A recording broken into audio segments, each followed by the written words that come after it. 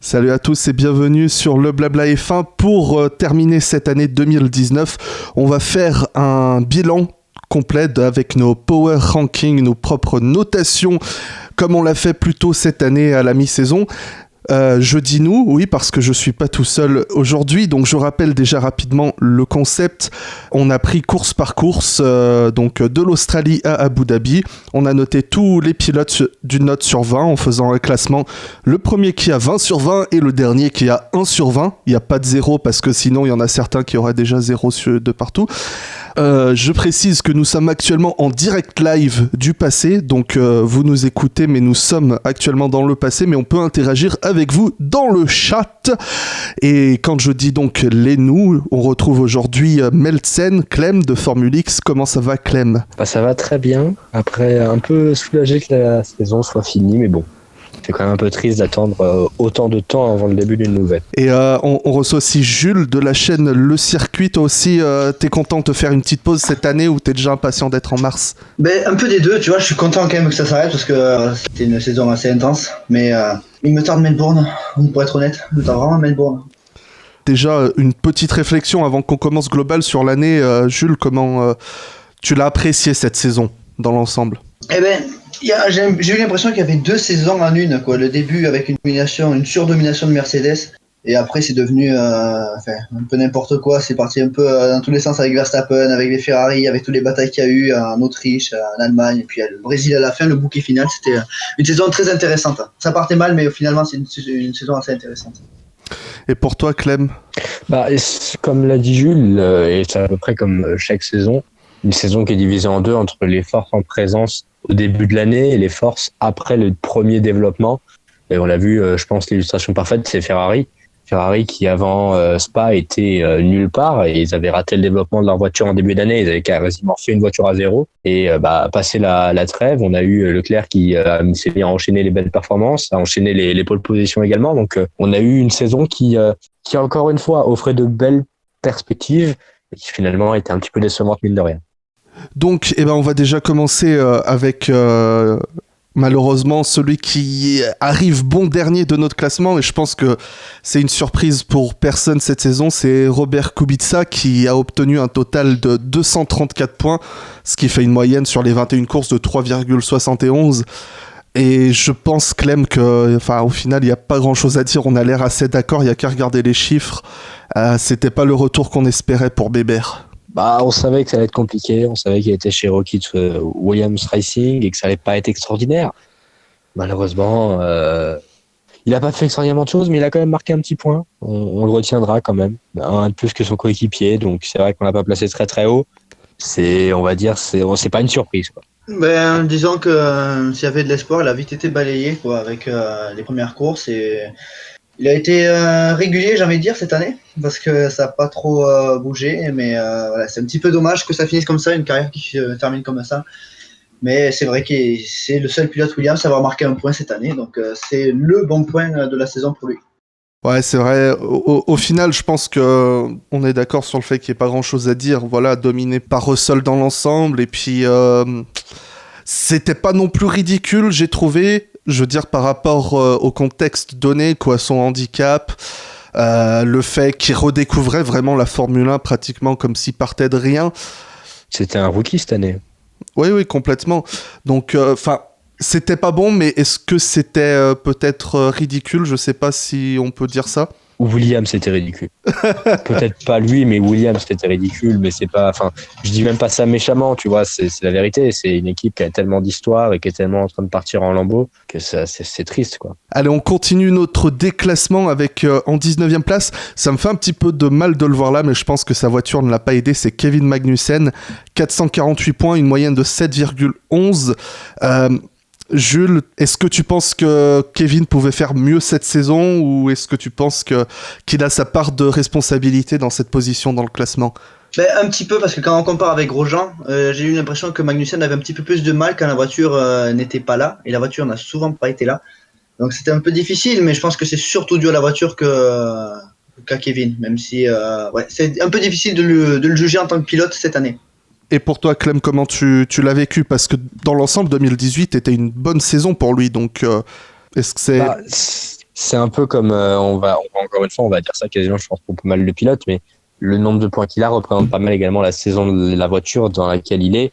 Là, ça a été très compliqué, qu'on soit d'accord. Pour certains, c'est la pire voiture parce qu'on s'attendait à des trucs bien et finalement, ça a été une énorme déception. Alors que par exemple, Williams, on n'attendait à rien, on n'a rien eu. Et finalement, cette As-là, elle a été extrêmement décevante. Et quand vous avez une voiture qui est meilleure quand vous prenez les réglages des essais hivernaux plutôt que de la voiture d'Abu Dhabi, c'est qu'il y a un réel problème dans la conception de celle-ci. Et aujourd'hui, l'équipe est pas bien, la voiture était pas bien et les pilotes n'ont pas fait de très très bonnes performances non plus. La Haas est avant-dernière force du plateau. Ça se voit. Ouais, c'est vrai que je vais rien ajouter si ce n'est que pour moi les bons points de Magnussen cette saison, c'est qu'il était là en fait pour récupérer des petits points quand il y avait des opportunités. Je pense entre autres au Grand Prix de Russie ou il a toujours su récupérer des points quand il avait des opportunités. Avantage en qualification aussi. Et c'est vrai qu'en course, c'était difficile pour Grosjean cette saison, on va en reparler. Mais dans l'ensemble, c'était le plus souvent Grosjean qui était devant, mais Magnussen qui récupérait les points. Et on va continuer avec un autre pilote sur lequel il n'y avait pas beaucoup d'attentes. C'est Antonio Giovinazzi, 18e, 453 points, une moyenne de 7,19. Au final, est-ce que Giovinazzi était à la hauteur de tes espérances, Clem, ou t'en attendais vraiment rien ou... J'avais eu pas mal de débats avec des gens où moi, il m'avait paru largement en dessous de Kimi Räikkönen sur la première partie de saison. Et forcé de constater que sur la deuxième, il a été vraiment plus que bon. Moi, je l'ai trouvé agréablement... j'ai été agréablement surpris. Et on savait qu'il était extrêmement attendu au tournant, qu'il attendait sa place depuis bien longtemps. Et il l'a eu et il a su la saisir. Donc, c'est franchement très encourageant. Moi, je lui ai mis 164 points au tout. Et je pense honnêtement que ça peut représenter l'avenir de Sauber. Ce ne sera pas un Lewis Hamilton ni un Ayrton Senna, mais c'est quelqu'un qui, à l'avenir, aura un très très bel avenir pour tenir, on va dire, une équipe comme Sauber. Globalement, j'ai le même avis et il me donne envie de le revoir en 2020 et de voir ce qu'il va faire. Je suis curieux de voir ce qu'il va faire et s'il fait une bonne saison 2020, je pense qu'il pourra rester assez longtemps en Formule 1. Enfin, en tout cas, il va assurer sa place pour à court et moyen terme. Ouais, c'est vrai. Giovinazzi, honnêtement, moi, c'est un pilote sur lequel j'avais d'assez bons a priori de base, parce qu'en GP2 en 2016, il s'était battu pour le titre pour sa première saison avec Gasly, c'était pas mal. En 2017, il avait fait 2 courses, c'était pas mauvais dans l'ensemble. Après, c'est vrai que la comparaison peut-être avec un champion du monde tel que Kimi Räikkönen n'est pas forcément simple. Mais comme disait Clem, c'est vrai que sur la deuxième partie de saison, il s'est un peu réveillé. Maintenant, je pense qu'il faut qu'il travaille sa constance. Alors, un autre pilote sur lequel je pense il y a eu beaucoup de déceptions, c'est Lance Stroll. On s'attendait tous vraiment à ce qu'il fasse des exploits et je pense que c'est ça qui explique sa mauvaise position dans le classement. 472 points, une moyenne de 7,49. Mais il y a une belle disparité de points. Je regarde Clem, 206, ouais. Jules, 126. Jules, ton avis sur... Vas-y. Oui, non, Stroll, comment dire, par rapport à Pérez qui fait en course, souvent même quand il est moins bien qualifié, quand il n'est pas très bien qualifié, il arrive souvent à revenir dans les points, on le retrouve limite meilleur des autres. Stroll, il a beaucoup plus de mal à faire ça, donc il faut le laisser, je pense, une deuxième saison avec Racing Point. Mais voilà, je suis un peu déçu de Stroll par rapport à Pérez et aussi par rapport à ses qualifs, parce qu'il a mis un temps fou avant de sortir de la Q1, quoi, et c'est un petit peu dommage. Donc attendons de voir pour l'année prochaine. Mais bon, j'ai quand même quelques doutes. Moi, je l'ai trouvé pareil, parfois très suffisant, mais il y a des fois où il a su proposer de très très bonnes performances. Dans ce Grand Prix du Canada, le Grand Prix de Bakou, où il a su être là, et même si c'est un pilote qui est pas très régulier, c'est vrai. Et c'est pour ça que je ne mets pas aussi haut qu'un Pérez qui, on le verra plus tard, a été assez haut dans le classement et qui, comme tu l'as dit, a été très régulier. Il est capable de fulgurance. Et pour quelqu'un que je n'appréciais pas du tout et avec lequel j'ai été extrêmement dur, c'est vrai que j'étais forcé de constater, et peut-être que ça a fait un peu l'effet inverse, mais je ne l'ai pas trouvé si mauvais que ce que j'en attendais, et je sais que j'en attendais pas beaucoup. Et voilà, il a réussi à prouver le minimum syndical. Après, voilà, il faut aussi se dire que ça reste Sergio Pérez, Lance Stroll, on n'en attend pas autant que Lewis Hamilton, et moi, de ce que j'attendais de lui, il m'a assez bien satisfait.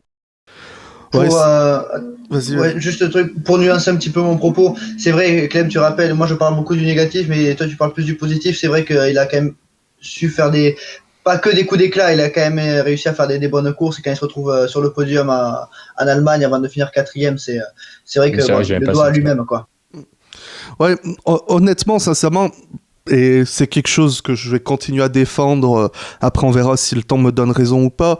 Mais je pense que Stroll n'est pas un mauvais pilote fondamentalement. Enfin, dans les catégories inférieures, il a gagné. Il a gagné assez vite. Donc, pour moi, le problème de Lance Stroll, c'est qu'il est arrivé trop vite en Formule 1. Quand il est arrivé en 2017 chez Williams, il n'était pas prêt pour moi. Et on l'a vu aux essais hivernaux, il n'arrêtait pas de partir en tête à queue, il n'arrêtait pas de se cracher, il n'était pas prêt pour la Formule 1. Lance Stroll, quand il est arrivé, il aurait mérité de faire une saison ou deux en Formule 2 peut-être. Et pour moi, c'est ça le problème. Et aussi, de mémoire, j'ai plus les chiffres en tête, mais ça n'a jamais été un as sur un seul tour. Il a toujours été bon sur ses départs, sur ses rythmes de course, sur la gestion des gommes. Et ça se voit, enfin, c'est aberrant. Il s'est fait battre, il a battu Pérez dans une seule séance de qualif où ils ont pu être comparés tous les deux. Effectivement, Pérez est un excellent pilote, mais quand même, c'est aberrant quand on compare avec Ocon ces 2 dernières années qui aussi débutait en Formule 1. Ocon était très proche de Pérez. Et en course, comme vous l'avez dit, il fait des choses vraiment pas mauvaises dans l'ensemble. Stroll, il est irrégulier, mais s'il arrive à faire des bonnes qualifs, je pense que c'est une première partie du travail qui serait faite. Allez, on continue. En 16e place, Léa, c'était pas au top, et c'est peut-être le cas aussi de Romain Grosjean. 16e, 475 points, une moyenne de 7,54. Aussi, petite disparité dans les points, mais je pense que c'est vrai que quand on touche à des petites équipes comme ça, c'est plus compliqué. Pour moi, Grosjean, sincèrement, c'est... Alors, il a eu une malchance phénoménale, j'ai trouvé, cette saison. Oui. C'est incroyable. Il suffit de voir au niveau des abandons. 7 abandons, alors je vais pas me les ressortir de tête, mais je crois que sur ces 7 abandons, il y a que celui où il s'est accroché avec Magnussen à Silverstone, où c'était, on peut lui imputer une part de responsabilité. Pour le reste, en Australie, c'est son équipe qui se plante. À Bahreïn, il se fait accrocher par Stroll au premier tour. En Azerbaïdjan, problème de frein, même si la As est à nulle part. En France, pareil, on l'arrête. Et en Hongrie et Russie, pas de chance non plus. En Russie, il s'était fait accrocher par Giovinazzi. Donc au final, c'est pas le Romain Grosjean de 2012 ou même de l'année dernière où il abandonne, mais parce qu'il se met dans le mur tout seul. C'était vraiment de la malchance. Et je pense que si As a renouvelé son contrat, c'est pas juste parce qu'il y a des histoires d'argent derrière, c'est aussi parce qu'il doit apporter quelque chose vraiment à l'équipe dont l'équipe a besoin, et que c'est peut-être pour ça qu'il continue là-bas, Jules. Ben, il a l'expérience, il connaît l'équipe, il est là depuis le début. C'est pas un mauvais pilote, on a vu qu'il pouvait être rapide, qu'il pouvait se hisser en Q3, même en fin de saison, qu'il pouvait marquer des points, même si ça n'a pas été évident cette année. Mais voilà, il a fait aussi, surtout, je pense que ce qui le sauve, c'est d'avoir fait des bons retours techniques durant la saison, notamment revenir au package de Melbourne en milieu de saison, c'est osé, mais voilà, faut oser, et je pense que ça, c'est louable. Bah, pour moi, c'est le seul petit point positif que je vois sur sa saison, c'est que c'est le seul qui a réussi à prouver qu'il comprenait exactement la voiture et qu'il a su la développer correctement. Est-ce que c'est ce qui l'a sauvé à la place d'un Hülkenberg ou de quelqu'un d'autre? Peut-être, parce que moi, honnêtement, quand je voyais le début de saison, je comprends difficilement comment il est encore dans une voiture. C'est, on va dire, une bonne chose qu'ils sont encore là, mais c'est sûr que voilà, il est plus proche de la fin que du début, malheureusement. Et oui, en plus de ça, quand même la chance n'est pas là et que vous êtes malchanceux au plus haut point, bah, il n'y a vraiment pas grand-chose à faire. C'est vraiment une très très mauvaise saison oubliée pour Romain Grosjean. Ouais, et c'est vrai que je pense que tu marques aussi un bon point. C'est vrai qu'il est plus proche de la fin, et ça, c'est pour moi quelque chose qu'on voit, c'est sur les qualifications. Magnussen, il prend progressivement l'ascendant depuis qu'il est dans l'équipe en qualification, oui. Et on sait que plus un pilote vieillit, généralement, moins il performe sur un tour. Hamilton en étant la parfaite... Mais ouais, donc maintenant, Grosjean, c'est pas mal sur les rythmes de course. Alors il faut effectivement qu'il arrête d'avoir un chat noir dans sa voiture, mais aussi il y a un moment, Magnussen, il a su saisir toutes les opportunités qui sont présentées à lui. Grosjean, j'ai pas trouvé que c'était vraiment le cas. Eh ben, on parlait de la mauvaise performance des Williams, mais on a quand même placé George Russell 15e dans notre classement, 532 points, 8,44 de moyenne. Je sais pas si c'est Clem qui baisse la moyenne ou si c'est Jules qui la monte. Vas-y, Clem, vas-y.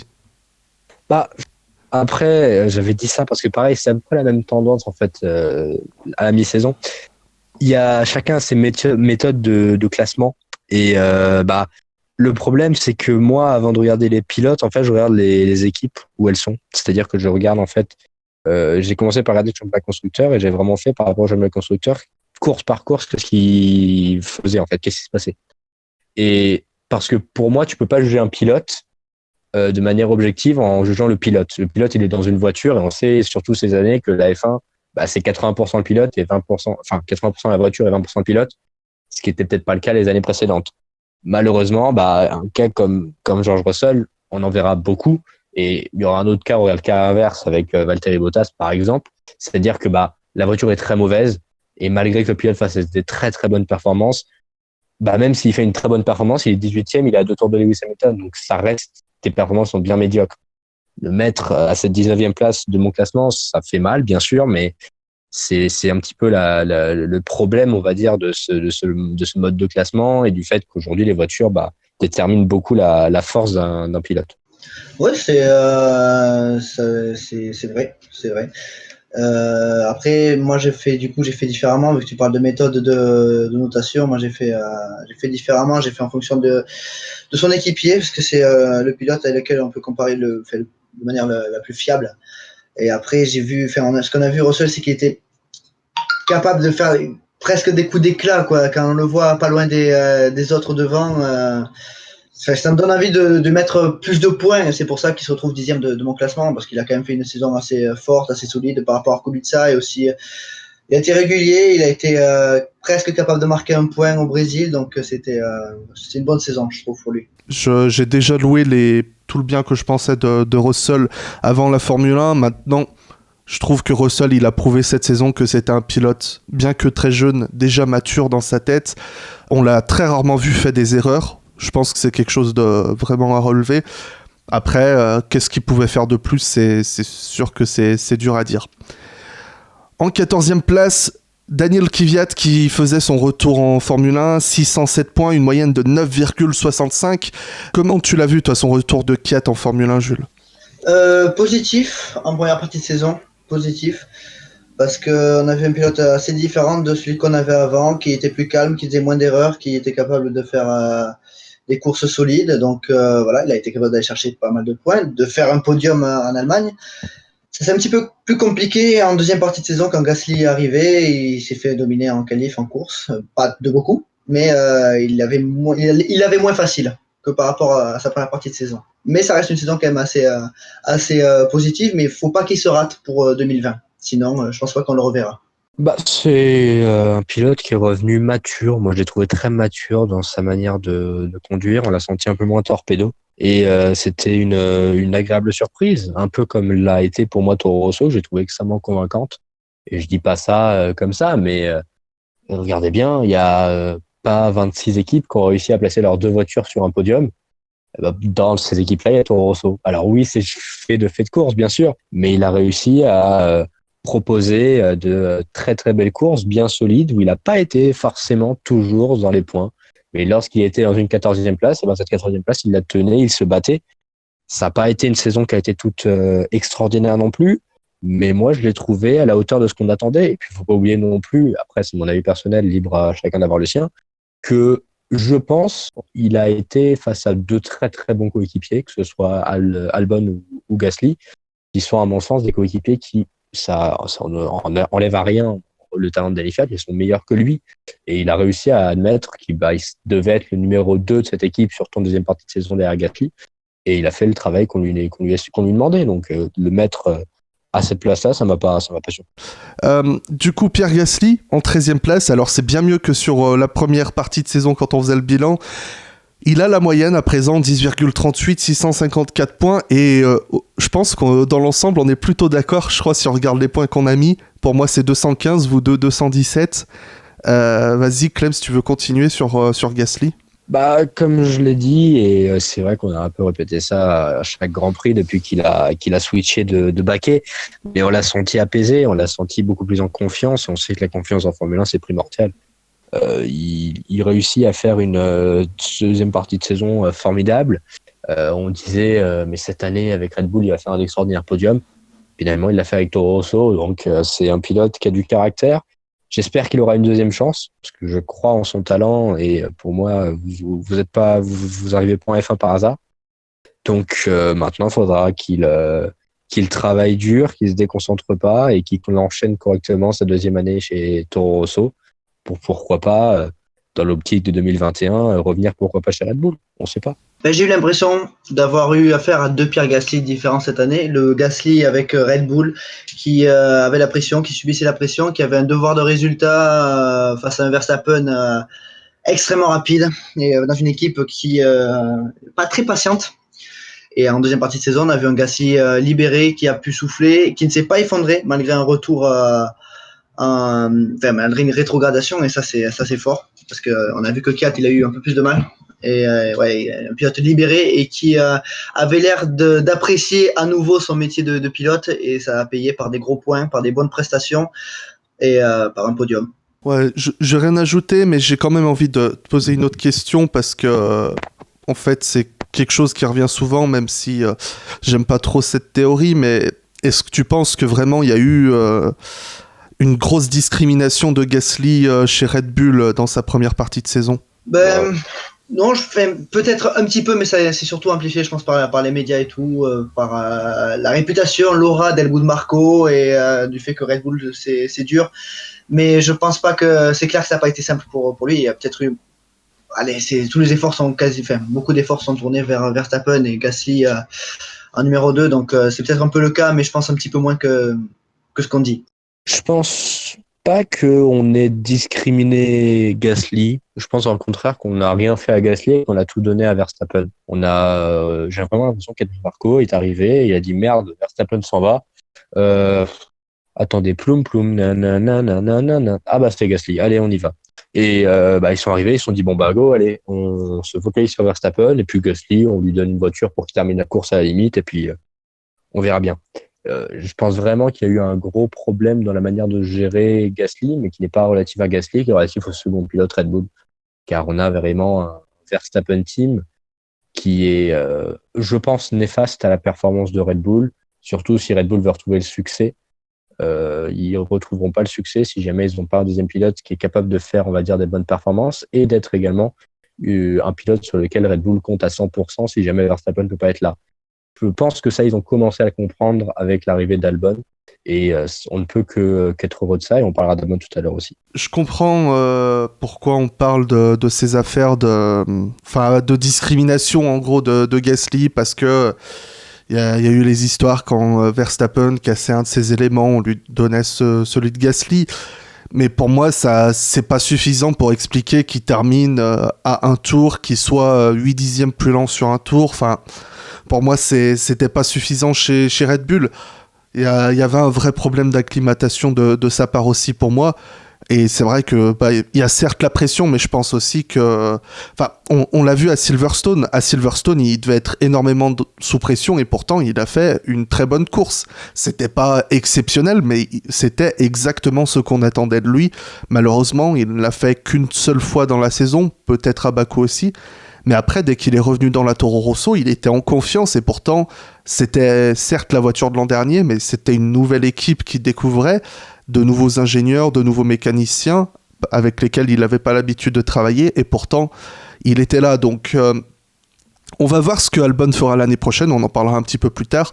Mais pour l'instant, je pense que si Red Bull a une part de responsabilité là-dedans, Gasly tient la plus grosse part de responsabilité dans cet échec.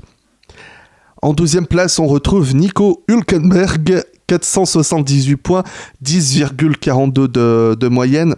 Alors, je pense qu'on a été dans l'ensemble assez d'accord sur sa saison. Ça a été assez moyen parce qu'on attendait énormément en fait de Renault, comme je l'ai dit, et voilà, je l'avais dit pour Williams et également pour Haas. Ce qu'on attendait de la voiture, on le ressent également dans la notation des pilotes. On attendait beaucoup plus, je pense, de la part de Renault et également de la part de Hülkenberg, qui malheureusement quitte la Formule 1 sur cette saison qui aura été bien terne. Ça a été triste parce que c'est un peu la métaphore de cette saison également. Il y avait possibilité de faire des trucs réellement bien et finalement ça n'a pas fonctionné. Je pense à un Grand Prix, le Grand Prix d'Allemagne, qui est une désolation. Enfin, c'est désolant, c'est terrible. Et c'est vraiment triste. Et cette 10e place, ça représente à peu près malheureusement, contre ce que j'aimerais, le souvenir de ce qu'on fera de lui. C'est-à-dire un pilote de milieu de peloton qui aura eu la possibilité d'aller plus haut, mais qui aura jamais eu la capacité vraiment à faire ça et à concrétiser ces choses-là. Avis partagé, monsieur Circuit? Avis très partagé, ouais. Très très partagé parce que c'est carrément ça. Hülkenberg est un pilote, on sait qu'il est rapide, qu'il est fiable et tout, mais dès qu'il a la possibilité de faire plus, ça marche pas, quoi. Et ça a été souvent le cas dans sa carrière, cette année en Allemagne, les 2 dernières années à Bakou, ou sinon l'exemple pour moi le plus flagrant c'est au Brésil en 2012, donc voilà. Il pouvait gagner la course. C'est dommage parce que c'était un très bon pilote, en plus ça est très apprécié par beaucoup de gens, donc c'est un peu dommage de le voir partir de cette façon-là, mais voilà, après aussi ça dépend. Ça aussi beaucoup des... Merde, comment on dit? Je sais plus parler français. Comment on parle français? Expliquez-moi. Non, mais ça dépend un peu de Renault. Ça dépend un peu de Renault. Râle beaucoup. Mais oui, d'accord, c'est très énorme. Bref, on s'en fout. Qu'est-ce que je disais? Non, ça dépend. Sa saison a beaucoup dépendu de Renault et c'est aussi pour ça que sa saison était terne. Mais par rapport à Ricciardo, je finirai là-dessus, il n'a pas été... peut-être pas été assez bon, même s'il n'a pas été ridicule non plus. Oui, pour moi, c'est mon principal problème de sa saison à Hülkenberg. Sa saison n'est pas mauvaise pour moi, mais le problème, c'est que, il s'est beaucoup trop fait battre par Ricciardo qui arrivait dans l'équipe. Et moi, je suis prêt à lui excuser, l'Allemagne. Pour moi, ça restera une de mes énormes déceptions avec Bakou, avec Interlagos 2012, mais dans sa saison, n'était pas mauvaise. Mais pour moi, c'était lui le nouveau dans l'équipe, si je regarde les performances de l'ensemble de la saison. Un pilote qui déçoit peut-être jamais, c'est Kimi Räikkönen, 11e, 680 points, 10,79. Encore une fois, au niveau des points, on est assez d'accord, donc... Mais brillant, c'est sa motivation, encore, après énormément de temps passé en Formule 1, une première partie de saison où c'est lui qui a porté l'équipe, c'est lui qui a ramené les points, une deuxième partie de saison plus difficile, où Alfa Romeo était moins dans le coup, mais Giovinazzi était revenu à la hauteur de Raikkonen. Il a souvent battu Raikkonen en qualif, en course. Par contre, c'était un petit peu différent. Raikkonen avait plus régulièrement l'avantage. Mais c'est dommage que la deuxième partie de saison vienne ternir un peu une première partie de saison réussite. Et tu vois, moi, je trouve ce paradoxe assez intéressant parce que toi, Jules, tu disais que on le trouvait formidable pour sa volonté. Et en fait, moi, je pense que ce qui est formidable, c'est que on reconnaît Kimi Räikkönen extraordinaire dans la volonté de travailler quand il n'a rien à faire de la Formule 1. C'est-à-dire qu'il vient là, il a 40 piges, il en a rien, il n'a plus rien à faire, il est en maison de retraite sur une équipe qu'il connaît bien, avec laquelle il a commencé. Et c'est là qu'il est meilleur parce qu'il se sent libéré, il n'en a plus rien à faire. Et c'est comme on connaît Kimi, c'est quelqu'un qui est hors du temps, qui est hors de tout enfin voilà.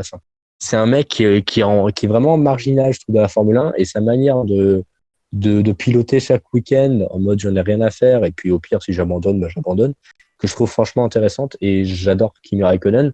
C'est quelqu'un qui, un peu comme Hülkenberg, va bientôt partir et qui laissera un petit trou dans la Formule 1 quand même, un très très gros trou même. Et il fait une saison qui est encore une fois plus que bonne et qui est à la hauteur du talent de ce pilote.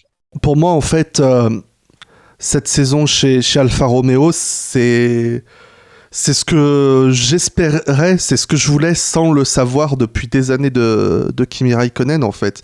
Parce que pour moi, il végétait chez Ferrari depuis trop longtemps, il n'était plus à sa place. Déjà, quand il est revenu en 2014, j'étais un petit peu... Je l'avais mal, parce que déjà, c'était Hülkenberg qui était censé avoir ce paquet. Et Räikkönen l'avait eu. Il s'était fait éclater par Grosjean fin 2013, Räikkönen, donc il partait pas vraiment sur une bonne note. Et c'était pareil, après il s'est fait éclater par Alonso, ensuite avec Vettel c'était plus proche, mais bon, on sentait que vraiment Vettel c'était lui qui tirait l'équipe vers le haut et Räikkönen était juste là, juste derrière. Et il était plus à sa place pour moi dans un top team, Räikkönen. Mais par contre, le voir se battre dans le milieu de peloton comme on l'a vu en première partie de saison, ça, je retrouve le Raikkonen du début des années 2000 qui se bat dans le milieu de peloton, qui a une intelligence de course, qui fait des beaux dépassements. Et comme tu l'as dit, Clem, on le sent dans son caractère, dans son humeur, que voilà, il est libéré, il fait ce qu'il veut. Là, cette semaine, j'ai vu une journée média avec Alfa Romeo où il portait un kigurumi de castor ou je sais pas quoi avec un marteau. Enfin, j'ai trouvé ça hilarant. C'est génial ce truc. Mais si tu veux, enfin, jamais de ma vie j'aurais pensé voir Kimi Raikkonen en kigurumi de castor ou je sais pas quoi.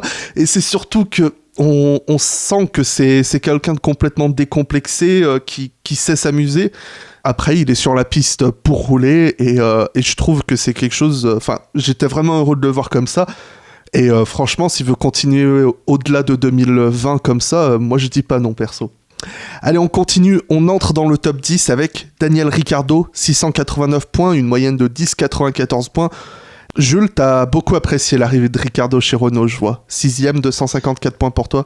Ouais, parce qu'il a donné ouais, on n'est pas souvent d'accord, Clem. Mais comment dire, c'est ce que j'ai apprécié chez Daniel, c'est que même si ça n'a pas été une saison très facile et avec les résultats qu'on espérait et qu'il espérait, que Renault espérait, ça a été une saison assez positive parce qu'il a donné quand même pas mal de l'air frais à Renault et ça s'est senti. Et ça fait du bien, je pense, à l'équipe. Et je pense qu'à partir de là, Renault va pouvoir se tourner vers le futur. Et puis, il a fait des courses. Quand il fallait être là, il était là. Quand à Monaco, il a fait un super week-end. Au Canada, il a fait un super week-end. Et à Monza, il finit 4ème. C'est le meilleur résultat de l'équipe. Donc, même si Hülkenberg n'était pas loin derrière à chaque fois, mais voilà, c'est lui qui était devant. Et je trouve que c'est important. Alors, Clem, pourquoi t'as détesté Ricciardo cette année ? J'ai pas détesté Ricciardo, mais c'est encore pas ce que disent les chiffres, Clem, ne nous la fais pas. Les chiffres disent que tu le détestes. Non, en vrai, j'aime beaucoup Ricciardo. Et c'est vrai que, encore une fois, pareil, comme tout à l'heure c'était pour qui j'avais dit ça ? C'était pour Stroll. Que, de ce que j'attendais de Ricciardo, j'ai pas été convaincu, au contraire de Stroll, où j'attendais pas grand chose et j'ai été assez convaincu. J'attendais énormément de Renault, en fait. Un peu comme, si je regarde bien mon classement à moi, Ricciardo est 14 et Hülkenberg est 13. Alors peut-être que Hülkenberg devant, c'est parce que j'avais envie de pas le voir derrière Ricciardo pour sa dernière année. C'est vrai. Après, il faut se dire aussi que Ricciardo chez Renault, c'est surtout pour préparer 2021. On sait tous que c'est pas dès cette année que, même si le projet était dans ce côté-là, c'est pas cette année qu'on allait attendre des podiums. D'ailleurs, Ocon, j'ai vu une interview de lui qui disait qu'il voulait des podiums en 2020. On verra. Mais je pense que pour une première année, c'était assez convaincant, même si ça m'a pas totalement convaincu parce que j'en attendais plus et que finalement, ça a été mitigé. C'était mitigé. Cette 14e place, elle le remonte. Enfin, elle le démontre, pardon. Ouais, non, mais toute façon, Ricciardo, je pense que c'est un pilote qui a mis la barre tellement haut ces dernières années, honnêtement. Je sais pas si beaucoup pensent que c'est un pilote de la trempe d'un Hamilton ou d'un Verstappen, et je pense pas que ce soit le cas, mais pour moi, sincèrement, je pense que peut-être, à l'instar d'un Nico Rosberg, si on le met face à un Hamilton, il pourrait peut-être avoir ce qu'il faut pour aller chercher un titre. Ricciardo, pour moi, il peut faire partie de cette trempe de pilote-là. C'est peut-être... Je pense pas qu'il ait cette chose que ce qu'ont eu d'autres avant, comme des Schumacher, des Senna, mais il fait partie de ces pilotes qui font ce qu'il faut sur la piste et qui sont rapides. Et c'est vrai que ses premières courses chez Renault, elles étaient pas à la hauteur de ce qu'on attendait, mais c'est vrai qu'il découvre une voiture moins performante. Il fait un pas en arrière en quelque sorte. Donc c'est vrai que c'est toujours difficile généralement pour un pilote de venir dans une écurie un peu moins performante. Et on l'a vu, souvent, ces beaux dépassements se sont terminés par des accrochages ou des erreurs stupides. Je me rappelle de Bakou où il recule dans Kiat. Mais je ne vois pas en quoi c'est stupide. de faire une marche arrière dans un autre pilote ? Ouais. Sérieux ? C'est vrai qu'il l'avait cherché aussi. Oui, attends, c'est évident, ça se voit sur les images. Ouais. Ouais, il m'a perdu. Non, je trouve que après sur le reste de la saison, il s'est très bien rattrapé. Et il a toujours été là pour mettre des gros points. Et puis voilà, il termine 17 points devant Hülkenberg. Donc dans le milieu de plateau, bah, c'est vraiment important. Enfin, c'est une grosse différence, quoi. Peut-être une des surprises cette saison, Jules, c'est Alex Albon. Donc il termine 9e avec 722 points et une moyenne de 11,4. T'en as pensé quoi de cette première saison d'Albon, Jules ? Une saison fluide qui progresse. Il n'a pas arrêté de progresser. Il n'a pas arrêté d'apprendre. Il a été tranquille. Il n'a pas, comment dire, il n'a pas fait d'énormes coups d'éclat. Il a été régulier, présent, fiable. Et ça, c'est très important pour assurer son avenir en F1 et pour qu'une équipe, un top team, vous prenne. Et ça a été le cas. Et chez Red Bull, il a été très correct, il a été très bon. Et il aurait dû avoir ce podium au Brésil pour récompenser sa saison, parce qu'il faudrait rappeler qu'il n'était pas censé être là. Et il a découvert la F1 en début d'année et finalement il s'est bien acclimaté. Et je suis curieux de voir ce que ça va donner en 2020. Même si il reste, quand on compare à Verstappen, il reste un petit peu loin et il faut qu'il récupère quelques dixièmes face à l'Hollandais. Bah, c'est vrai que moi je l'ai trouvé bon et il m'a vraiment surpris dans le sens où, bah, comme tu l'as bien dit, Jules, on l'attendait pas du tout. C'est-à-dire que si jamais Ricciardo signe pas chez Renault, il fait sa saison en FE avec Nissan et avec comme coéquipier, j'ai rien contre lui, mais un certain pilote suisse. Finalement, il se retrouve chez Red Bull à quasiment faire des podiums en dépassant Bottas et Hamilton. Faut quand même dire que la trajectoire du gars, elle est quand même formidable. Et c'est, on va dire, une très très bonne surprise, car moi, quand on m'a annoncé que il allait reprendre après seulement 6 mois en F1 le poste de Gasly, je me suis dit, bon, bah les gars, comment vous expliquer que si jamais il arrive à finir avec autant de points que Russell chez Williams, ça est pas mal. Vraiment, il m'a surpris, et il m'a surpris agréablement. Ouais, honnêtement, pour moi, Alex Albon, c'est une de mes révélations de cette année. Parce qu'en fait, je savais vraiment pas quoi en attendre. Parce que, voilà, en Formule 2, je regardais son palmarès, il avait rien gagné. En Formule 2, je crois, l'an dernier, bon, il avait fait une bonne saison, mais c'était d'une irrégularité qui m'avait vraiment frappé.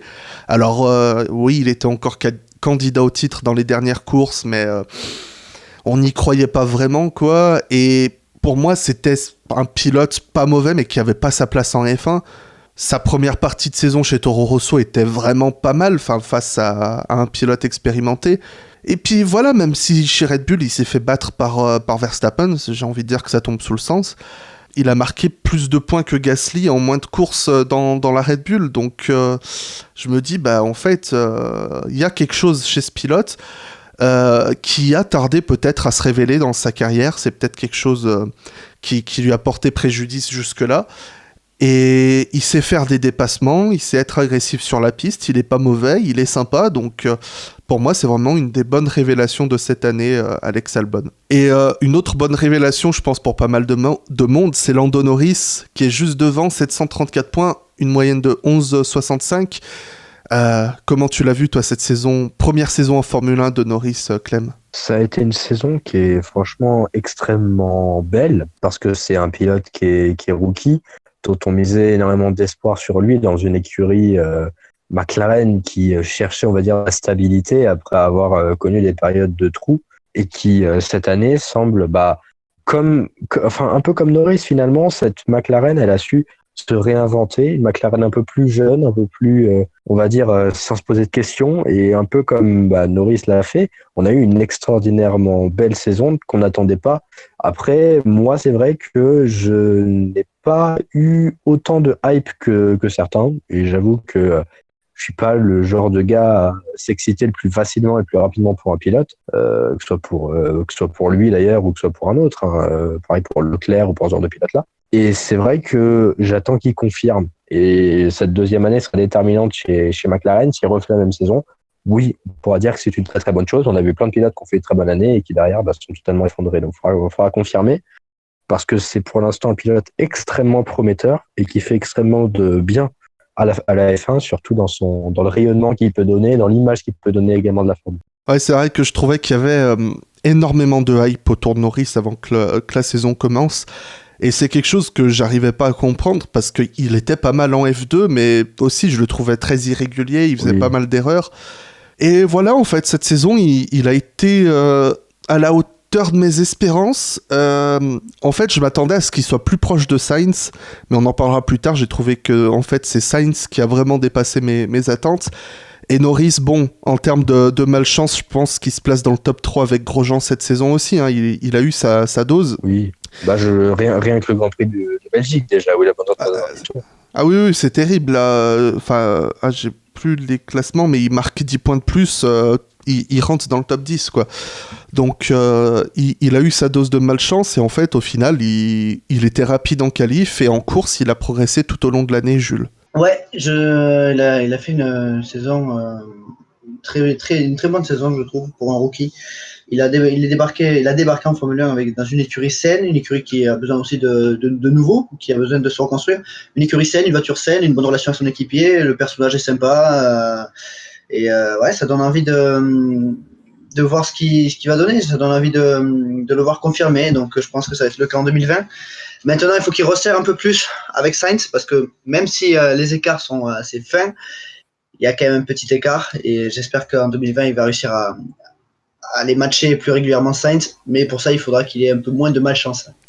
Ça me fait penser pratiquement ce duo Sainz-Norris à un duo Heidfeld-Kubica chez BMW en 2007, où on avait Heidfeld qui était un pilote très établi avec l'expérience qui a impressionné toute l'année, et derrière il y avait Kubica qui arrivait, on savait qu'il était bon, mais il était toujours un peu derrière, et en 2008 Kubica avait éclaté Heidfeld, et j'en attends presque un schéma similaire la saison prochaine, donc pour moi ça va être, à mon avis, vraiment déterminant pour l'avenir de Norris cette seconde saison en Formule 1 face à Sainz. Un pilote qui, pour moi, rentre dans la catégorie des meubles de la Formule 1 sous-estimés. C'est Pérez, 7ème, 737 points, une moyenne de 11,7. Je vais étayer mon propos, parce que c'est un pilote qui... j'ai l'impression qu'on oublie qu'il existe, ce mec. Et pourtant, à part Jules qui l'exclut parce qu'il l'aime pas, 12ème, 224 points... Mais non, mais je plaisante. Aussi. C'est comme moi avec Ricardo. Hein. Pareil.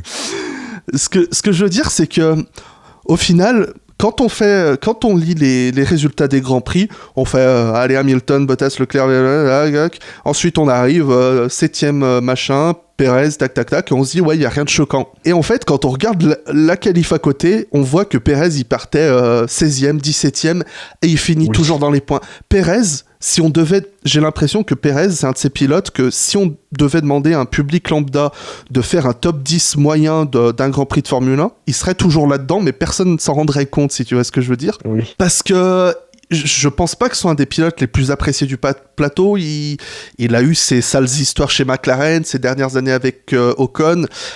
Et pourtant, c'est un pilote qui, pour moi, fait partie vraiment des meilleurs du plateau, qui n'a, pour moi, jamais eu sa chance dans un top team.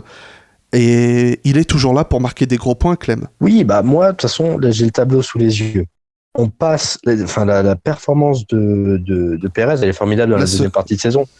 Parce que, à part Singapour, vous avez Belgique, Italie, Russie, Japon, Mexique, USA, Brésil, Abu Dhabi, où il a plus de 13, donc où il est dans le top 7 des meilleurs pilotes, on va dire. Et top 7, souvent dans les top 7 des meilleurs pilotes, t'as quasiment 9 fois sur 10, t'as au moins 5 pilotes du Big Six, c'est-à-dire Ferrari, Mercedes et Red Bull. Donc ça veut dire que c'est toujours ce mec-là qui a réussi à faire une deuxième partie comme on l'attendait, comme est capable de faire l'ex-Force India qu'on avait en 2016, où c'était la 4e force du bateau de très très loin, et dès qu'il y avait une 7e place à prendre, il était le favori. Alors maintenant, c'est vrai qu'il y a eu la McLaren qui est arrivée, que parfois la Renault a réussi à faire quelques bonnes performances, mais au-delà de la voiture en elle-même, il y a un pilote, Sergio Pérez, qui est, on va dire, extrêmement bon, et comme tu l'as dit, peut-être un petit peu sous-coté. Et c'est vrai que ce qu'il fait encore une fois cette année, je trouve, est franchement très très bon. Ouais, juste, je vais ajouter, c'est vrai que tu parles des points, je regarde les miens. Sur les 4 dernières courses, je lui ai donné 3,20 sur 20, quoi. Donc, Abu Dhabi, Mexique et États-Unis. Donc, c'est vrai qu'il y a le fait que les Racing Point se sont pas mal réveillés sur la deuxième moitié de saison, et que c'est une équipe en fait sur laquelle on a beaucoup d'attentes en général, la Racing Point.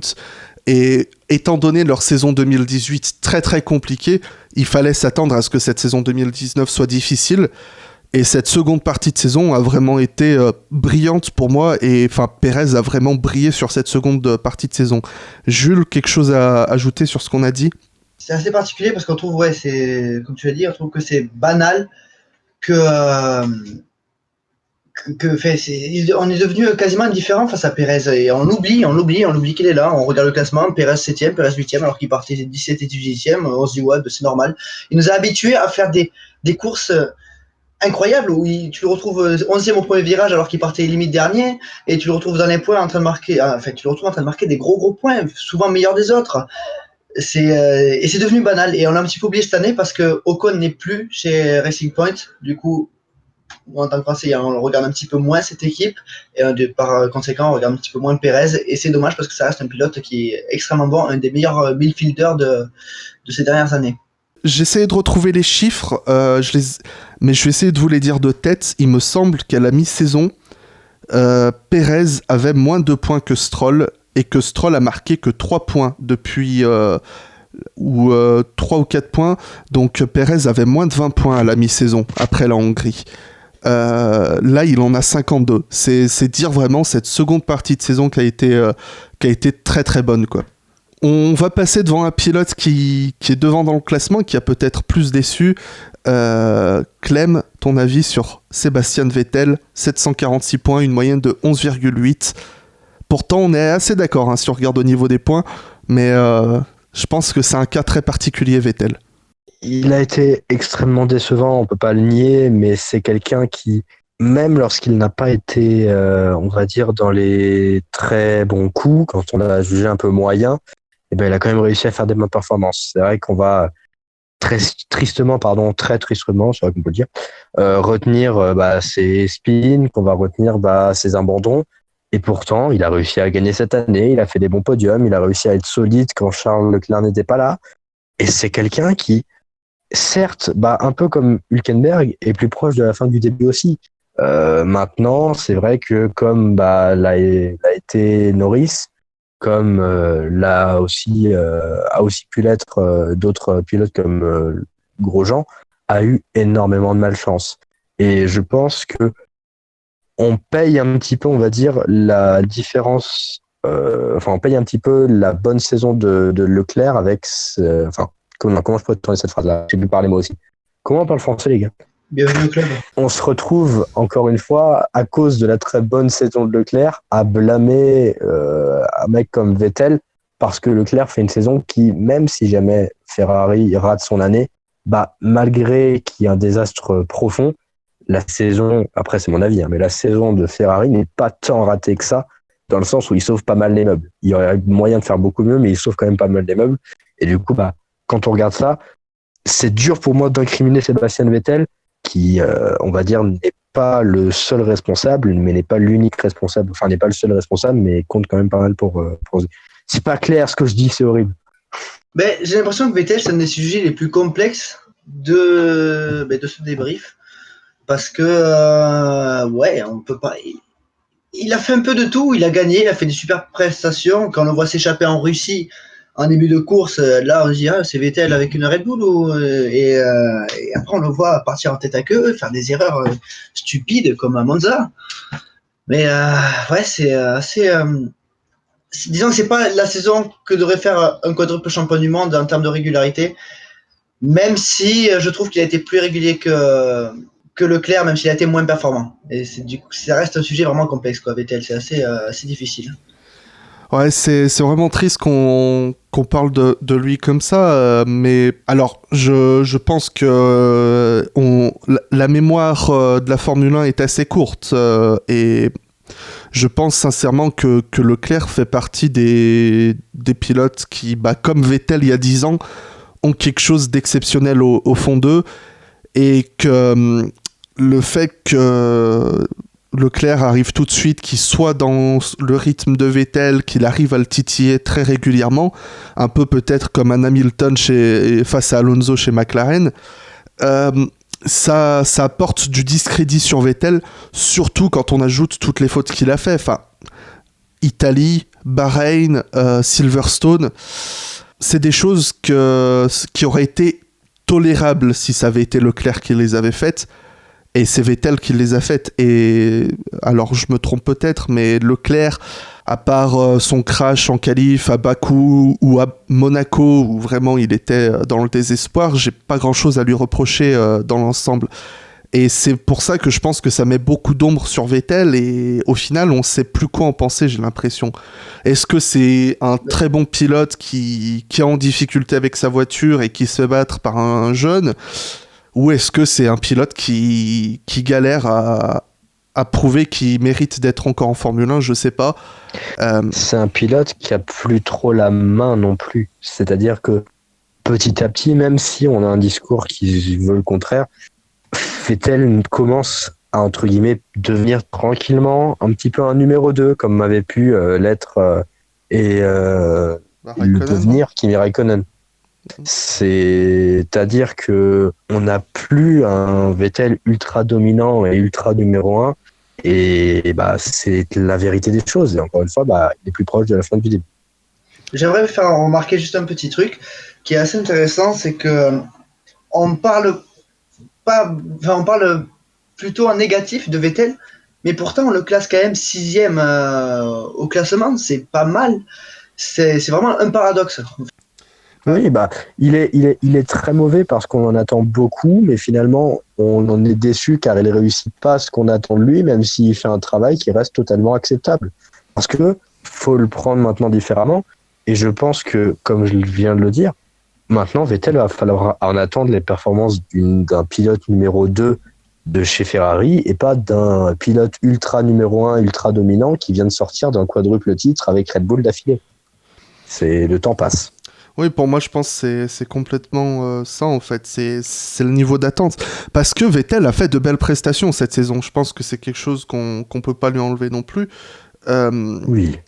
Là, j'essaie de retrouver. Bon, je vais pas citer le Canada parce que je pense que ça peut finir en explosion, ce genre de choses. Je ne vois pas du tout de quoi tu parles. Ouais, t'as vu, il commence. Voilà, si je pense par exemple... ça a glissé, c'est bon. En Autriche, en Allemagne, même à Singapour, où il fait une belle prestation, en Russie, enfin, il a eu vraiment ses jours, mais le problème, c'est que quand un pilote de son calibre fait une contre-performance, et bah ça se voit trop. La France, mais comment expliquer qu'il soit autant à la ramasse face à Leclerc, quoi. C'était pas explicable pour moi, ce genre de choses. Et même Bahreïn. À Bahreïn, deuxième course de Leclerc chez Ferrari, Leclerc lui colle 15 secondes au bout de je sais plus combien de tours, donc c'est vraiment quelque chose de difficile, et je pense que c'est vraiment un réel mystère, Sébastien Vettel. Allez, un autre pilote qui s'en est pris plein la tronche cette saison, Clem, c'est Bottas, 5e, 781 points, une moyenne de 12,84. Comment expliquer qu'il soit dans le top 10, celui-là, Clem? Je plaisante évidemment. Non, mais comme j'ai dit tout à l'heure, en fait, pour le cas inverse de Russell, c'est-à-dire que Russell est extrêmement bon, mais a une voiture qui lui permet pas, on va dire, de concrétiser ses bonnes performances. Bottas n'est pas le meilleur, même si voilà, je vais pas comparer Williams à la Williams, pardon. Je vais pas comparer Bottas à la Williams, c'est mieux quand je mets les mots dans le bon ordre. Ce que je veux dire par là, c'est que c'est un pilote qui est très bon, mais qui pour moi n'a pas le niveau pour être chez une Mercedes qui va entre guillemets le sauver, parce que Bottas, même lorsqu'il fait une course où il est absent, il fait une 5e place, et ça reste une performance qui lui octroie 12 ou 13 points. Sa moyenne de points cette année, 12,84. Donc finalement, c'est un pilote qui, même lorsqu'il n'est pas bon, arrive par sa voiture et par la performance de son équipe à sauver les meubles. Et un peu comme Vettel juste à l'instant, c'est ce qu'on attend de lui. On peut dire ce qu'on veut, on peut être déçu du fait qu'il n'aille pas titiller Hamilton comme le faisait Rosberg. C'est quelqu'un qui réussit parfaitement bien à remplir le rôle qu'on a de lui, qu'on veut de lui. Sinon, on aurait déjà mis Ocon dans la voiture depuis longtemps. Donc, il fait sa saison. Moi, je l'ai mis 4e parce que c'est vrai que c'est quelqu'un qui a réussi cette année à être moins mauvais que l'année dernière. Et bon, j'ai envie de dire, c'était pas forcément très compliqué. Et maintenant, voilà, c'est Bottas, c'est ce qu'on attend de Bottas. J'ai pas grand-chose de plus à dire. Eh bien, Valtteri Bottas, eh bien, ouais, c'était une saison, je pense que c'est sa meilleure saison avec Mercedes, dans le sens où c'est la saison où il a marqué, où il a 4 victoires. Il y en a eu 0 en 2018, 3 en 2017, une saison où il était plus présent. Maintenant, ça dépend des objectifs qu'on lui met et qu'il se met aussi. S'il veut être champion du monde, c'est pas assez. C'est pas assez. Tout simplement parce qu'il finit deuxième et Hamilton est le premier loin devant, avec beaucoup plus de victoires. Mais si on lui met comme objectif un objectif de pilote numéro 2, c'est une super saison. Et tout dépend de ça. Mais ouais, je sais pas comment finir ça, donc je m'arrête comme ça. Ok, c'est à moi de finir, super. Non, avec grand plaisir. Bottas, pour moi, c'est un pilote que j'ai toujours cherché à défendre. Quand il a été signé chez Mercedes, il s'en est pris plein la tronche, hein, enfin sur les réseaux sociaux principalement. Parce que... Verlaine. oui, non, c'est vrai qu'on parlait de Verlaine, mais Verlaine n'était pas prêt, je pense, pour Mercedes. Et Bottas était un choix correct à l'époque. J'aurais préféré un choix par défaut. J'aurais préféré un Perez ou un Hülkenberg, mais Bottas, il méritait sa chance pour moi. Et il a fait une bonne saison. Il a fait une bonne saison en 2017, Bottas. On se rappelle de lui parce qu'il n'a pas gagné de course en 2018. J'ai toujours envie de le défendre là-dessus parce que c'est vrai que ça me semble pas juste. Il y a la Russie, il y a Bakou, il y a la Chine où il a vraiment pas de chance. Il faisait un très bon début de saison en 2018, mais en fait pour moi le problème de Bottas qu'il a laissé transparaître cette saison, c'est que je sais pas s'il a le mental nécessaire. Il a fait une superbe saison par rapport aux saisons précédentes qu'il a fait en Formule 1. 4 victoires cette saison, c'est ça, hein? J'allais dire 5, mais oui. Ouais, c'est 4. Ok. Donc, c'est une belle saison, 4 victoires. Hamilton, c'est quelqu'un qu'il faut aller chercher. Maintenant, le problème, c'est que dans les jours où Hamilton n'était pas là, Bottas, il n'a pas su prendre sa chance. Et peut-être que mon problème avec lui, c'est que j'en attends plus que ce qu'il délivre. Parce que ce qu'il délivre, c'est pas mauvais en soi. Hein. Il est rapide, il lui manque quelque chose en course pour moi à Bottas. C'est ça le souci, quoi. Après, tu dis qu'il a peut-être pas le mental nécessaire, mais le truc, c'est qu'il a pas le mental nécessaire pour quoi ? Pour faire une saison à la Rosberg en 2016 et battre Lewis Hamilton.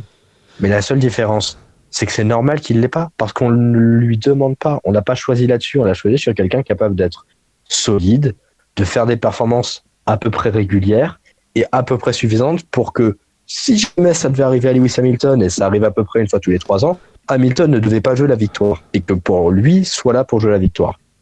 La dernière fois pour moi que ça arrivait, c'est en Allemagne. Après, remonter après l'Allemagne, c'est quand même ça remonte assez longtemps pour donner un Grand Prix où Lewis ne jouait pas la victoire. Ouais. Donc il est là, et encore une fois, comme je disais tout à l'heure, il est bon dans son rôle. Ouais, mais en tout cas, je l'attends sincèrement pour 2020. Peut-être qu'il va réussir cette fois à faire des performances comme il l'a fait sur certains des bons Grands Prix, comme au Japon, à l'être toute la saison. Et c'est le minimum qu'il faut faire s'il veut battre Hamilton. Allez, maintenant, donc on poursuit dans notre top 5 avec à la 4e place.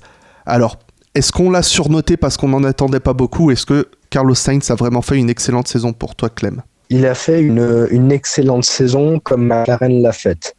Après, elle est excellente, oui, mais elle n'est pas... Enfin, je veux pas dire il a pas remporté le titre non plus. C'est une saison qui, en fait, est excellente dans le sens où on n'en attendait pas beaucoup. Sa saison, elle est déjà très bonne, mais le fait qu'on n'attendait pas autant d'une écurie comme McLaren, et pas autant en plus de Sainz, donc ce qui fait qu'on attendait encore moins de McLaren avec Sainz, pour dire, ça fait que sa saison, elle est très très belle. Il fait un podium cette année. Malheureusement, il n'a pas pu le fêter comme il aurait dû, comme il aurait fait. Mais c'est quelqu'un qui a réussi à se montrer patron d'une équipe, ce qu'on lui a quasiment reproché pendant tout son temps où il était chez Red Bull. C'est-à-dire chez Toro Rosso, dans le giron Red Bull, il a eu cette possibilité d'aller chez McLaren et il forme un duo qui est formidable avec Norris. Et honnêtement, cette saison, on l'a senti totalement à l'aise dans sa nouvelle équipe. Et c'est vraiment un bonheur parce qu'on voit vraiment le pilote avec un réel potentiel qui, encore une fois, n'est pas le potentiel à un Senna, n'est pas le potentiel à un Hamilton, mais un potentiel largement suffisant pour faire ce qu'il fait aujourd'hui. Et c'est un très très bon pilote. Ouais, je trouve qu'il a fait une saison vraiment remarquable, qu'il a changé de statut progressivement et que peut-être qu'on se dit qu'il peut retourner régulièrement sur le podium, peut-être pourquoi pas aller chercher faire quelques victoires. Après, ça dépendra de McLaren et de son avenir. Mais très souvent, il a fait des courses exemplaires, des courses exemplaires, des dépassements exemplaires. Et une saison très saine et avec très très peu d'accros, avec très peu de points négatifs. Et c'est en ça que la saison de Carlos est très bonne. Ce que je vais dire, pour moi, en fait, tu as bien abordé le sujet, Clem, je pense, sur sa période chez Toro Rosso. C'était très dur de savoir vraiment sa place à Sainz. Parce que il était pas loin de Verstappen, mais c'était leur première saison en Formule 1. Après, il a complètement dominé Kvyat, mais est-ce que c'est parce que c'était Kvyat qui était sous-performant, parce que il venait de perdre sa place chez Red Bull? Est-ce que c'était Sainz qui était vraiment exceptionnel? Dur de savoir.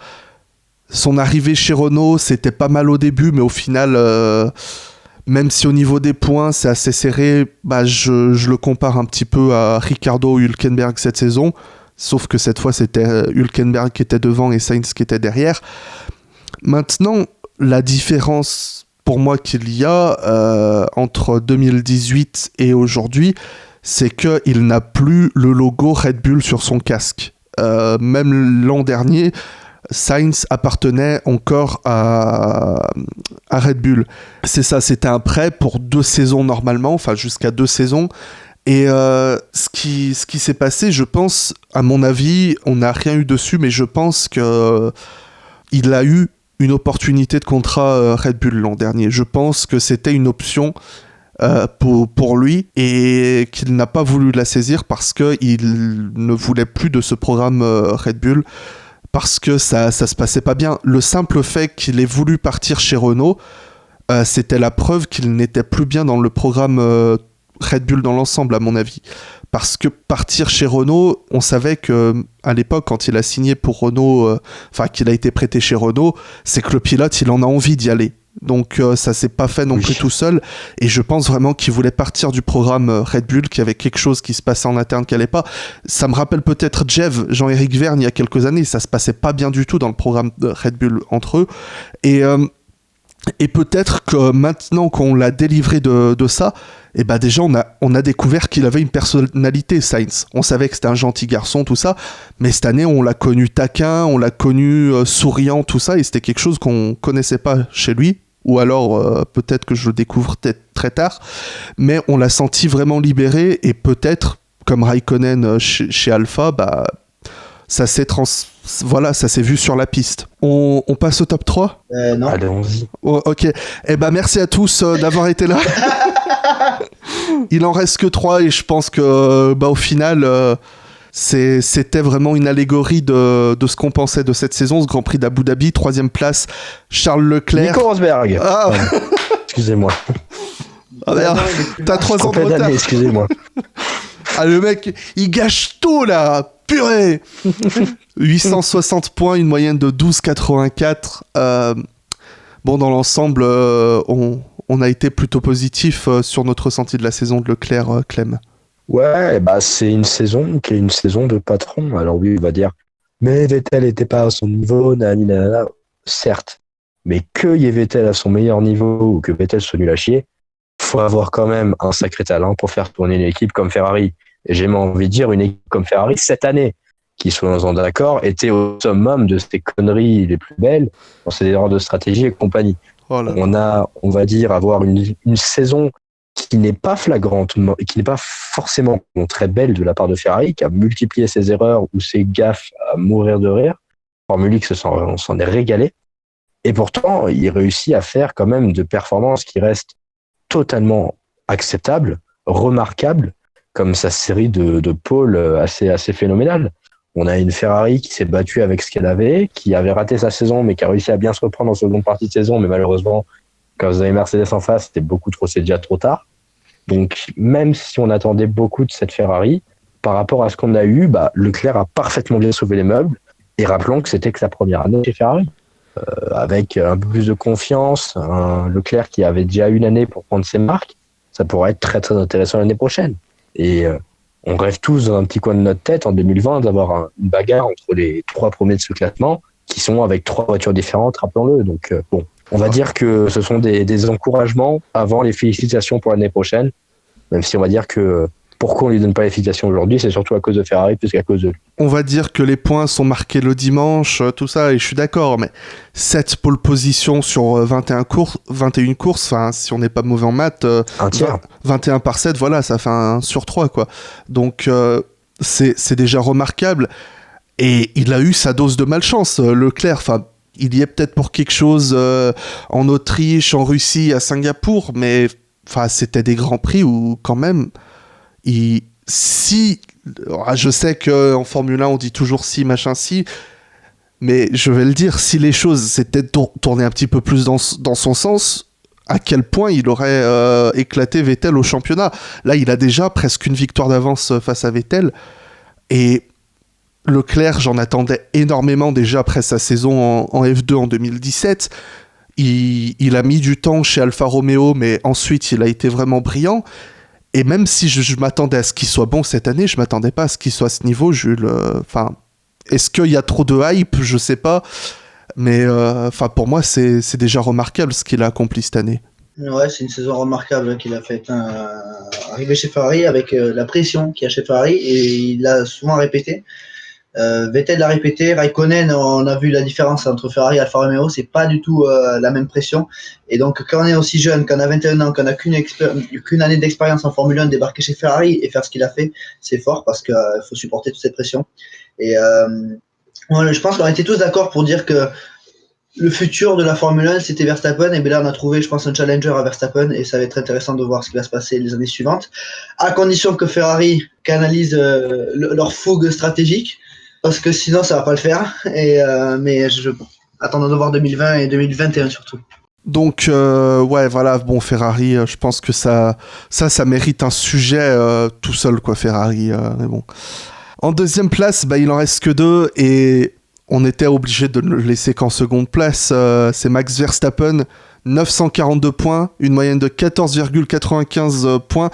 Alors je crois que je vais me prendre des grosses claques dans la tête parce que voilà, je suis le seul à l'avoir mis premier, mais ça se joue à pas grand-chose. J'ai plus de points que toi, t'as vu ? Oui. Et sincèrement, ça se joue à 2 points dans mon classement. Vraiment, ça se joue qu'à 2 points. Mais bon, je vais commencer. Enfin, pour moi, ce qu'on a vu de cette saison de Verstappen, c'est ce qu'on nous a promis quand il est arrivé en Formule 1. La voiture dominante en moins, peut-être. Alors oui, il a fait 2-3 petites erreurs dans la saison, mais tout le monde en a fait. Hamilton en a fait. Même Vettel, il en a fait, c'est dire. Donc, non, vraiment, enfin, je comprends pas ce qu'on peut lui reprocher cette saison à Verstappen. Il a toujours été, enfin, au-dessus de ce qu'on pouvait attendre de lui, quoi. Enfin, Jules, je sais pas si tu peux être plus pertinent que mes simples éloges. Je vais avoir du mal à être beaucoup plus pertinent, mais sa première partie de saison, elle est irréprochable. Il ramène Honda sur le podium, il ramène Honda sur la plus haute marche, il écrase ses coéquipiers, il fait peur, il s'impose sur la piste avec en Autriche, la remontée qu'il fait. Il fait mal à tout le monde sous la pluie en Allemagne, il fait peur à Hamilton en Hongrie, donc c'est une très bonne première partie de saison, une très bonne saison tout simplement. Et après il y a eu un petit temps mort après la reprise avec la Belgique où il était peut-être un petit peu trop Mad Max, et ensuite j'ai oublié c'est le Mexique, la qualif qui lui coûte peut-être une victoire, mais sinon il a été vraiment incroyable. Et quand on voit sa course au Brésil aussi, c'est juste très fort, et on voit le Max Verstappen qu'on nous a vendu depuis pas mal d'années, et là il a confirmé, et je pense que ça va faire mal, très mal. Moi je l'ai trouvé, on sait qu'il est bon, on sait qu'il est rapide, moi je l'ai trouvé plus intéressant, c'est dans son intelligence et dans sa mentalité. C'est-à-dire que il y a certaines courses où il y a 2 ans, il se serait dit si je tentais à l'intérieur, et il aurait foutu 3 voitures dans le tas. Là, il a su être beaucoup plus intelligent en course, mais également en qualification, dans une année entière. Et on voit que ce mec-là, petit à petit, il apprend, et il lui manque peut-être la voiture pour remporter le titre. Mais si jamais il avait une Mercedes, je pense qu'il serait quasiment favori pour jouer le titre face à Lewis Hamilton. C'est vraiment un pilote qui surconfirme et qui confirme sur des points où on attendait au tournant. Il répond présent là où on cherchait, à ce qu'il nous prouve qu'il sait être présent. Et voilà, il y a pas vraiment, on va dire, de problème. Enfin, il y a pas de choses à redire. C'est propre. On va s'en arrêter là. Hein. J'attends sincèrement 2020 et 2021. Pour moi, ça va peut-être être la saison où les choses vont peut-être pouvoir changer un peu aux avant-postes. Mais qu'est-ce qu'on peut dire, Clem, sur Lewis Hamilton ? 998 points, c'est peut-être là que je vais me faire taper pour les 2 points que j'ai mis plus du côté de Verstappen. Ça aurait été joli, 1000 points. Une moyenne de 15,84 points. Enfin, je sais même plus quoi dire. J'ai l'impression d'avoir passé toute ma saison à avoir dire qu'il était dans une autre dimension, quoi. Il est stratégrique. On peut dire ce qu'on veut. Il a 35 ans. Et il fait des performances mais qui sont phénoménales. Parti comme ça, il est capable. On se demande en fait où va-t-il s'arrêter. Parce que quand tu regardes bien attentivement la performance qu'il fait cette année, elle est géniale. Et encore, il faut se dire que la Mercedes, je pense, n'était pas au top du top en termes de niveau. Elle n'était pas à 100% cette Mercedes-là. Il y a eu des moments où elle a su être qu'à 50%. Mais pendant ces 50%-là, elle a assuré les seconds points, elle a assuré les points intermédiaires, elle a réussi à faire ce qu'il fallait pour gagner. Donc, on peut aujourd'hui noter que Lewis Hamilton continue, encore une fois, de convaincre année après année. Et quand est-ce qu'il va s'arrêter ? Parce que parti comme ça, imaginez, il nous fait une carrière à Raikkonen, il est encore là dans 5 ans. Et s'il reste dans 5 ans avec le même niveau, honnêtement, il va finir avec 10 titres. Qu'est-ce que vous voulez que je vous dise ? Il est extraordinaire. J'oserais presque faire une référence obscure à Dragon Ball, mais est-ce que Hamilton se retient en cette saison 2019 pour toi, Jules ? Enfin, moi, j'ai pas eu l'impression que c'était presque trop facile, quoi. C'est ça qui est aberrant, quoi. Je me dis, mais qu'est-ce que ça avait été si on avait eu l'impression qu'il était vraiment sous pression, sous concurrence, comme en 2016, par exemple, quoi. Ouais, c'est une bonne question. Est-ce que je vous ai dit que c'était une bonne question ? Parce que comment dire, Lewis, il a été juste incroyable cette année. Sa force, déjà, il a un talent monstre, il a une intelligence de course incroyable, une rapidité folle et aussi le petit plus, c'est la synergie avec son équipe. Et ça fait mal et c'est pour ça qu'il a autant dominé la saison et qu'il domine depuis toutes ces années. 2019, c'est un petit peu dans la continuité de 2018 où il avait surpris beaucoup de monde par le fait d'être encore plus régulier. Et bien cette année, il a confirmé et il a même été plus impressionnant. Je trouve que c'est juste incroyable. J'ai du mal à trouver les mots. Je pense que si jamais il fallait décrire cet homme, ce serait Ogni, tu vois, objet gagnant non identifié. C'est-à-dire que le gars, il est capable le mec, il est jamais là sur les grands prix. Il va pas à l'usine, il développe pas la voiture est quasiment pas faite pour lui parce que le gars il bosse même pas dessus. Il passe tous ses hivers à aller en Angleterre, à passer du temps avec sa famille.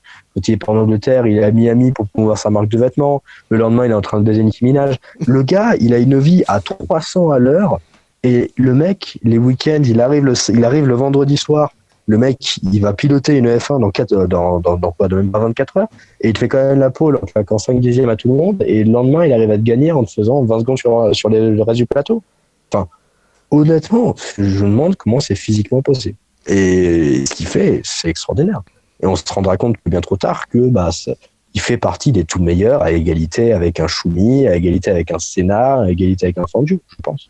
Après, on va me dire encore une fois, on va m'insulter parce que faut pas toucher à Senna et à Fangio, tu vois. Mais pour moi, il en fait partie. Il est avec eux, il est à ce niveau-là, il est sur la planète des légendes du pilotage et des légendes de la Formule 1 avec Senna, Schumacher, Fangio et Yuji. Alors tu vois, ça a coupé juste sur le mauvais nom, mais je crois qu'on sait de qui tu parlais. Oh non. Ah là là. Oh putain. C'était parfait comme ça à couper. En vrai, ce que je veux ajouter peut-être pour étayer ce qu'on peut penser et pas qu'on dise bande d'imbéciles, vous comparez Hamilton à la légende Senna ou à la légende Schumacher. En fait, la question pour moi, c'est pas de se dire qui est le meilleur entre Fangio, entre Senna, entre Schumacher, tout ça. Pour moi, c'est une question qui n'a aucun sens. Qui est le moins pire?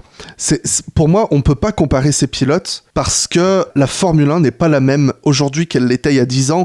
Et il y a 10 ans, la Formule 1 n'était pas la même que tout ça. Mais par contre, on peut comparer leur réussite.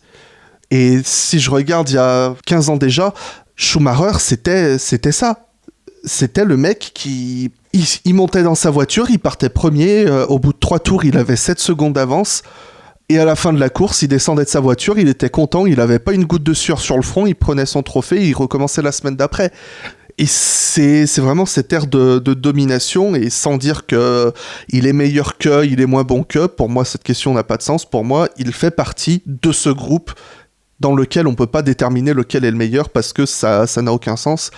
Et voilà, il l'a prouvé cette année, il l'a prouvé les années précédentes, et j'espère qu'il va un peu arrêter de le prouver l'année prochaine, parce que, je vais être honnête, j'en ai un peu marre, quoi. Bien sûr. Mais ce serait beau quand même pour la beauté d'assister à un pilote qui va égaler le 7e titre de Schumacher l'an prochain, et j'espère que s'il va le faire, ce sera fait avec un peu plus de difficulté que cette saison, Jules. J'espère que ça va être avec un peu plus de difficultés, mais avec beaucoup plus de difficultés. Comment dire, j'aimerais bien que ce soit un pilote différent qui gagne cette année et une autre équipe qui gagne, cette année, en 2020, et une autre équipe qui gagne en 2020. Ce serait... Bon, on va pas demander des miracles, hein, quand on dit une autre équipe, que ce soit McLaren, que ce soit Renault, enfin une nouvelle, on s'en fout. Bon, on va pas non plus demander Ferrari, hein, on demande pas la Lune, mais une autre équipe, quoi. Quel encul. C'est pas vrai. Ah, Ferrari, réveillez-vous, bon sang, on a besoin de vous. C'est tellement facile de se foutre de leur gueule, c'est trop tentant, je comprends. Mais ils nous cherchent. Ouais, ils se cherchent aussi, je pense. Ouais. Mais bon, en tout cas, merci beaucoup de ta présence, Monsieur Circuit. Mais c'était avec un grand plaisir. Merci à toi, merci Clem, merci à tout le monde. Ne s'en est que 2, fait 3. Voilà. Voilà, et puis on peut te retrouver sur ta chaîne YouTube, dont le lien est en description. Et je savais même pas que j'avais une chaîne YouTube. Mec, va voir, juste va voir. Ah ouais, vas-y, je vais aller m'abonner et tout. Ouais, je vais aller m'abonner et tout. Et puis pour le féliciter publiquement, monsieur a aussi fait ses preuves sur YouTube, mais aussi dans un karting au moment où la vidéo sera diffusée, donc il y a 2 semaines. Donc bravo champion. Une semaine. Merci beaucoup, ça fait plaisir. Ça fait très plaisir. Et puis Clem, merci encore une fois d'avoir été là. Et puis on peut retrouver le compte Formule X sur Twitter et Instagram. Ouais, merci. C'est une sublime saison, une sublime année à parler Formule 1 avec toi et sur les débriefs et sur les qualifs en direct. C'est vraiment une très très belle année. On espère la même chose en 2000.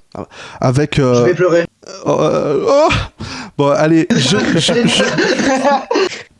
allez, je vais conclure ici, du coup.